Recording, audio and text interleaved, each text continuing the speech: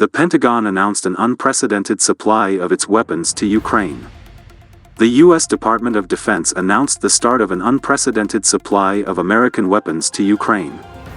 After unsuccessful attempts by the United States to support Ukraine with the supply of defensive weapons, the Pentagon decided to start supplying heavy offensive weapons for the needs of the armed forces of Ukraine.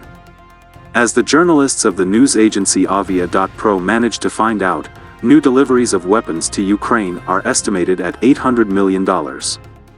U.S. President Biden has authorized a new $800 million package of American arms supplies to Ukraine, including helicopters, howitzer guns, armored vehicles, attack drones, and anti-aircraft and anti-artillery radars, to support the Ukrainian army.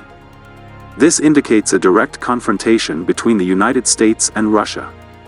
As it turned out, new arms deliveries to Ukraine will include 11 Mi-17 helicopters, 18 155mm howitzers and 40 artillery rounds, 10 and TPQ-36 anti-artillery radars, 2 and MPQ-64 Sentinel air surveillance radars, 300 unmanned aerial system Switchblade, 500 Javelin missiles and thousands of other anti-tank systems, 200 M113 armored personnel carriers, 100 armored Hummers, unmanned coastal defense ships, equipment for combating chemical weapons, medical equipment, 30 sets of body armor and helmets, more than 2,000 optical and laser rangefinders, C-4 explosives and demolition equipment, M18A1 Claymore anti-personnel mines.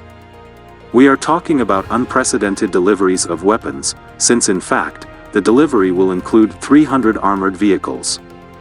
This, taking into account the started deliveries of tanks and infantry fighting vehicles from Poland and the Czech Republic, may allow the armed forces of Ukraine to fully restore the amount of military equipment that was in service before the start of the Russian invasion.